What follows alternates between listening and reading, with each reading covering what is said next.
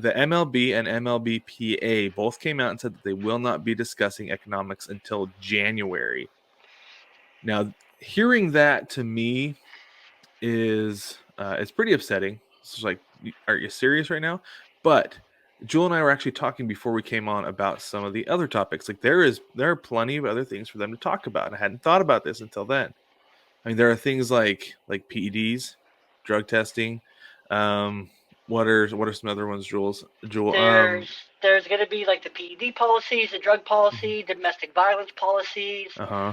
There's I'm you sure there's going to know be a there's talk illegal sign stealing policy yeah there's that probably doesn't just there's punish the sign managers. stealings. There's um on top of that there's like I just had it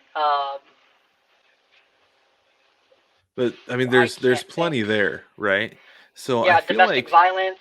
There's yeah. So basically, a talking personal about like conduct policy. scheduling Okay. for like double Yeah. headers and COVID and Playoffs. They could talk a lot about the playoffs. playoffs because that's a hot Yeah, button topic. DH. Plenty yep. to talk about.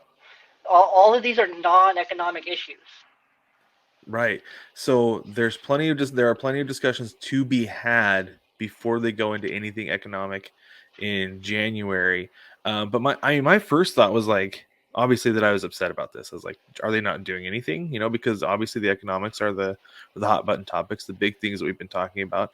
But on the other hand, though, um, I kind of had a thought about it.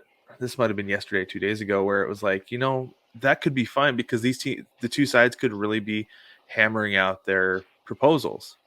Saying this is our A proposal. If everything went perfectly, this is what we would have. This is our B Mm, proposal. This is where we're willing to compromise. If we really have to go deep into compromise, we can go C, D, or even E yep, proposals yep. to And I make agree, and I think negotiations it's go a whole lot faster because and I I also know the think it's owners don't helpful. want to I'm sure the owners don't want to miss out on spring training money just because it's there. The players don't want to miss out on spring training because it leads to injury, and then they're missing game checks, right? If they're Yeah, not playing, they're not getting paid their full amount. They're not able to hit their incentives and things like that. So the players want to play as soon as possible. The owners want to get the players back on the field as soon as possible so they can start to make money.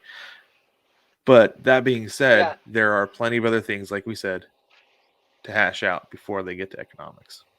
yeah. And if they're able to hash out all this non-economic stuff between now and some point in January, so let's say a month from now, a month from last Thursday, the 16th, and January 16th, if they're able to hash out all the core non-economic stuff, because I guess that Manfred and the MLBPA lead negotiator, Bruce Meyer, have been negotiating and express a willingness to negotiate That's around great. non-core economic stuff.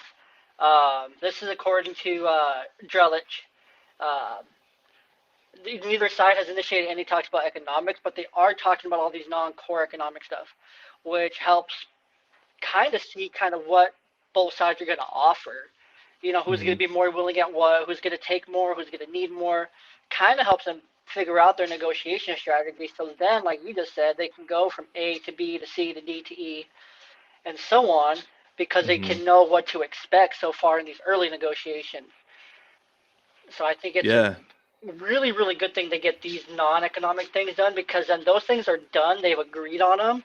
The terms are, said, okay, this is done, this is done, this is done, this is done. Check, check, check, check, check. Hmm.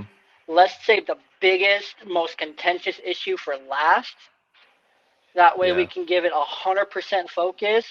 And if it comes down to a crunch, we're not trying to check all these other boxes. This is our one Right. box to check. So I think it's a great, great thing and a big step in the right direction. Well, I think it'd be a good thing too to like have have an agreement on those other items, kind of the secondary, tertiary items that aren't economic, because then they can't get to the economic stuff in January and be like, well, now hold on, if we give you this, let's take away this. Like, no, no, no, we have this already agreed upon. Yeah, These are exactly. done, they're taken care of, so they can't use them as bargaining chips later on in the negotiations. That stuff they can get it set and then deal with the elephant in the room. I'm hoping that helps to speed things up, that we do have baseball in February, March, rather than waiting until February, March of 2023, like we Yeah, were no, worried about.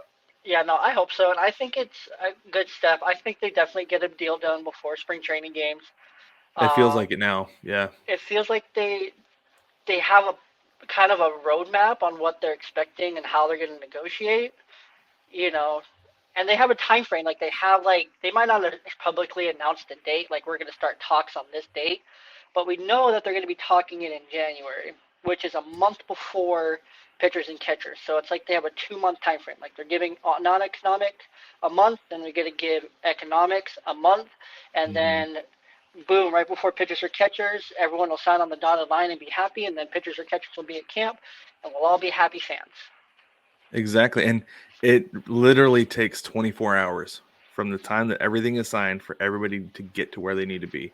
We've seen it with the NBA, we've seen it with the NFL in the last decade. That Yep, these there's things, plenty of once the jets. ball There's gets plenty of private rolling, it jets. doesn't stop.